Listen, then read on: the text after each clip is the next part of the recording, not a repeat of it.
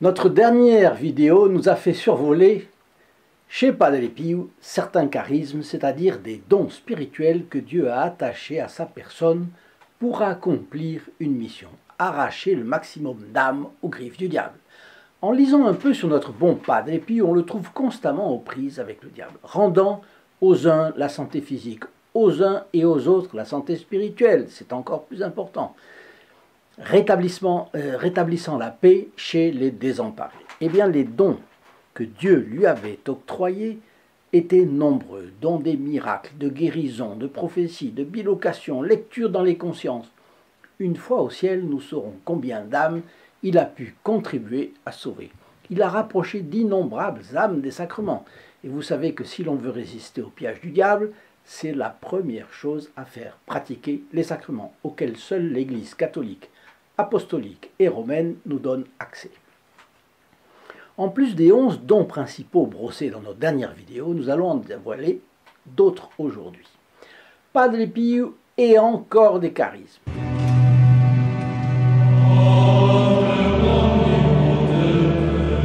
Chers amis du Padre Pio, bonjour. Mon nom est Jean Goyard et vous assistez au programme sur les pas du Padre Pio. Continuons de découvrir les dons que Dieu a octroyés au Padre Pio. Le Saint-Esprit, bien entendu. En fin de vidéo, je vous transmettrai une splendide prière au Saint-Esprit au lendemain de la Pentecôte, c'est bien d'actualité. Donc je répète que ces dons ne sont pas accordés à tous les saints. Ce sont des dons gratuits octroyés par Dieu à quelques-uns en vue d'une mission à accomplir en ce monde pour le salut des âmes. Dans son livre « La montée du Carmel », saint Jean de la Croix insiste sur le fait que les dons spirituels ne doivent pas être demandés et que si quelqu'un le fait, il démontre ainsi qu'il agit par orgueil.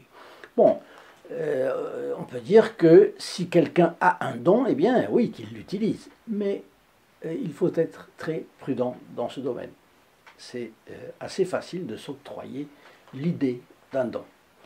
Je vous lis un petit extrait de la première épître de saint Paul aux Corinthiens. C'est au chapitre 12 et les paragraphes 7 à 10 ou à 11. Il y a pourtant diversité de dons, dit le texte, saint Paul. Mais c'est le même esprit. Diversité de ministères, mais c'est le même Seigneur. Diversité d'opérations, mais c'est le même Dieu qui opère tout en tous.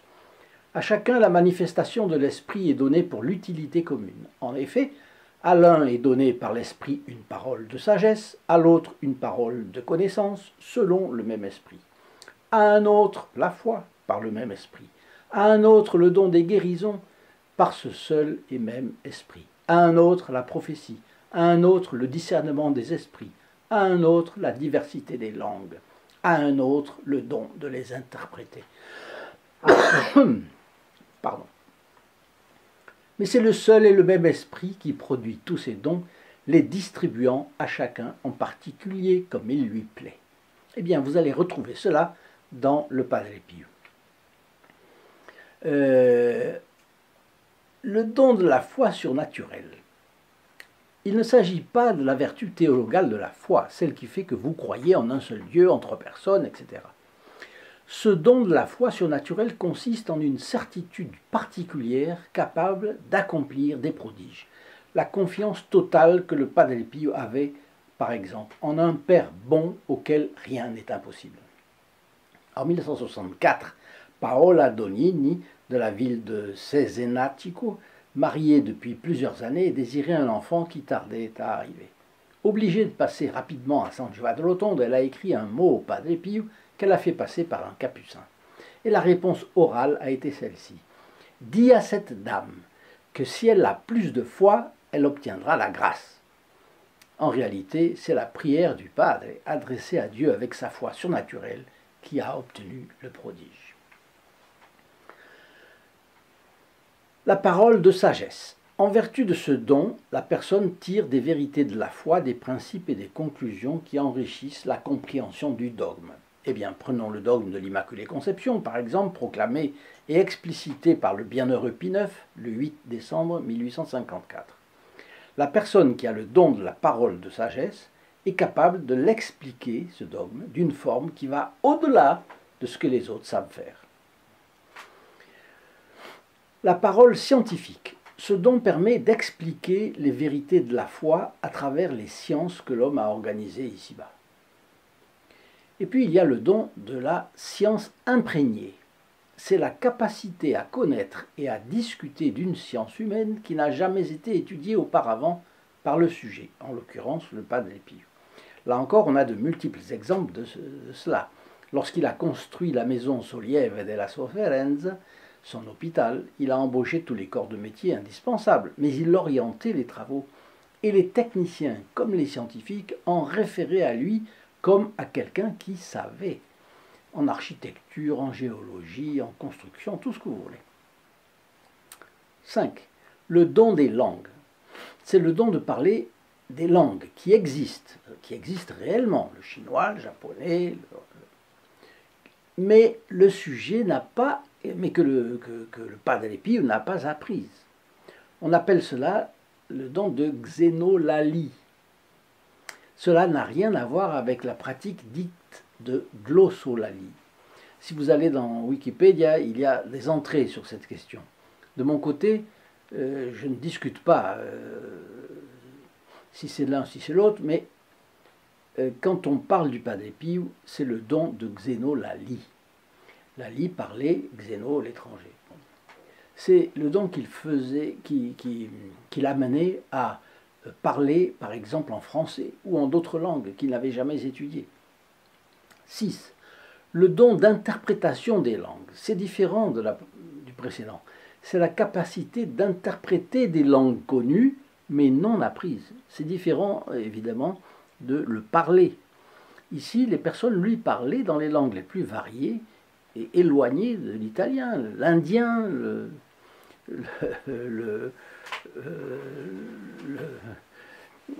cambodgien, que sais-je.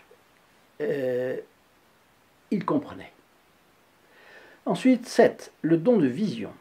Celui-ci consiste en une perception surnaturelle d'un objet naturellement invisible pour l'homme ordinaire. En réalité, beaucoup de saints ont eu des visions. Les théologiens montrent qu'il y en a de trois sortes, de trois natures. Il y a la vision sensible, c'est-à-dire perçue par les sens, comme les voyants de certaines apparitions, comme à Fatima. Donc les uns voient, les autres entendent. Le Padre Pio a eu de ces visions de notre Seigneur Jésus-Christ, de Notre-Dame, de Saint Joseph, de son ange gardien, depuis qu'il était enfant. La Providence le préparait ainsi à la lutte qu'il mènerait pendant plus ou moins 66 ans contre le diable. Cette vision apparaît à un homme en pleine possession de sa conscience, tel un homme éveillé, dont les sens perçoivent bien cette réalité. Alors, le deuxième genre de vision, c'est une vision imaginative, produite donc dans l'imagination, par exemple, pendant le sommeil. Et puis, il y a la vision intellectuelle, qui est une vision perçue par l'esprit, mais sans forme sensible,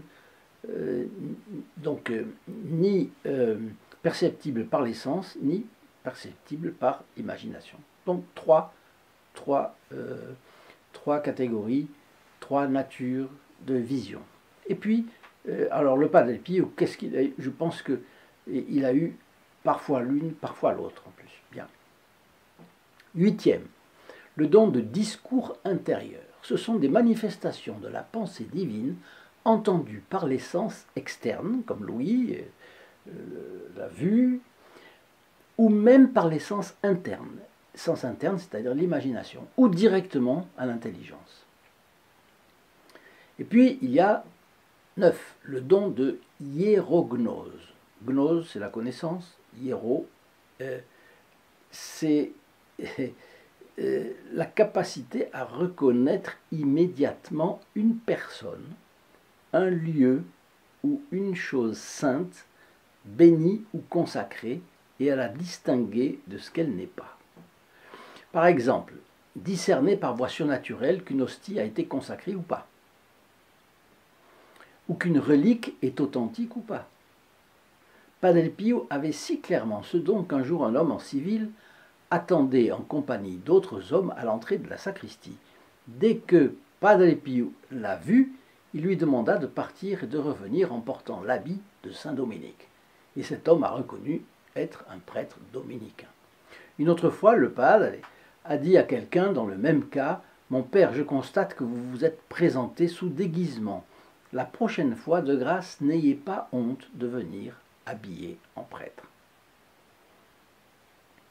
Quand on lui apportait des objets à bénir et qu'il voyait qu'il l'était déjà, le Padre Pio les rendait tels quels aux fidèles. Il distinguait même entre eau bénite et eau non bénite. Mais si on lui présentait un flacon d'eau de Lourdes, sans rien dire, alors il le portait à ses lèvres et il l'embrassait. Dixième don, feu d'amour, dixième don que nous voyons aujourd'hui. Feu d'amour, c'est le phénomène par lequel une chaleur extraordinaire est perçue dans la région du cœur et se propage parfois dans tout le corps. Et le Padre Pio avait des fièvres ainsi absolument extraordinaires qui faisaient exploser les thermomètres normaux à mercure. Il lui est arrivé d'avoir des températures de 45 degrés, même plus. Je crois qu'on a même mesuré 48 une fois. Ce qui caractérise pour les médecins un homme qui est en état de mort imminente. Ça ne peut être que le corps ne supporte pas. Ne supporte pas. 40, 42, c'est grave déjà. 43. 11e don, l'inédit.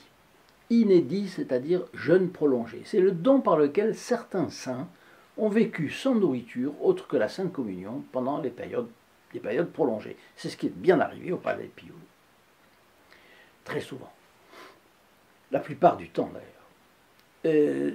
12. Le don de veille. Et c'est celui par lequel les saints vivent dans une privation de sommeil prolongée. 13. Et enfin, un don très spécial. Son portrait, sa photo, a toujours attiré l'intérêt. Son regard bon et scrutateur a toujours suscité la sympathie ou au moins la curiosité. Vous voyez, je l'ai ici. C'est simple, un portrait, une photographie. Bien. Combien et combien de conversions ont commencé par là? Un fameux athée a été étonné de voir dans les rues de Rome une propagande pour une conférence sur le Padre Pio avec son visage, celui-là, en exergue. Rien que pour le visage, il s'est rendu à la conférence. Et finalement, il a abouti un jour à San Giovanni Rotondo. D'autres conversions ont commencé par un petit livre avec l'effigie du Padre Pio sur la couverture, tel ce jeune qui n'aimait pas lire mais a vu l'ouvrage chez un ami. Il a été intrigué et l'a emprunté. Et lui aussi s'est retrouvé à San Giovanni Rotondo. Alors c'est la raison pour laquelle nous diffusons cette photographie, ou une autre, nous en avons deux, du Padre Pio gratuitement et franco de port. Si vous la voulez pour vous, un membre de votre famille ou un ami, n'hésitez pas, téléphonez au 08 05 36 08 47. Appel gratuit depuis la France métropolitaine, appel local depuis les DOM-TOM et depuis le Canada, composé le 1 844 398 88 67.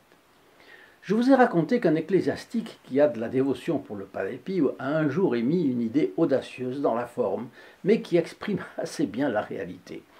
Padre Pio a eu tant de dons, et chacun avec une telle force que l'on peut se demander si Dieu n'a tout de même pas un peu exagéré en donnant tout ça à un seul homme. Dans vos commentaires, dites-moi ce que cette phrase évoque pour vous. Bon, maintenant je vous donne la prière pour demander les 7 dons du Saint-Esprit. Ô Jésus, qui avant de monter au ciel avait promis à vos apôtres et à vos disciples de leur envoyer le Saint-Esprit pour les consoler et les fortifier, daignez aussi envoyer sur nous cet Esprit consolateur. Venez, Esprit de sagesse, et faites-nous connaître le vrai bonheur en nous donnant les moyens d'y parvenir. Venez, Esprit d'intelligence, qui par votre lumière divine nous faites pénétrer les vérités et les mystères de notre sainte religion. Venez, Esprit de conseil, et aidez-nous à discerner en toute occasion ce que nous devons faire pour accomplir votre divine volonté. Venez, Esprit de force, et liez-nous à Dieu et à nos devoirs, afin que rien ne puisse jamais nous ébranler. Venez, Esprit de connaissance, qui seul peut nous donner une parfaite connaissance de Dieu et de nous-mêmes. Nous vous demandons cette science divine et uniquement nécessaire avec toute l'ardeur de notre âme.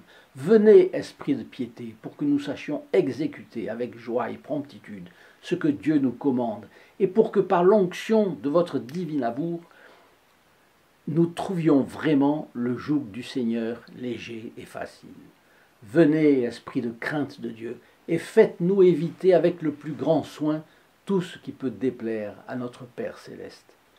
Gloire à vous, Père éternel, qui avec votre Fils unique et l'Esprit consolateur, vous vivez et régnez pour les siècles des siècles, ainsi soit-il.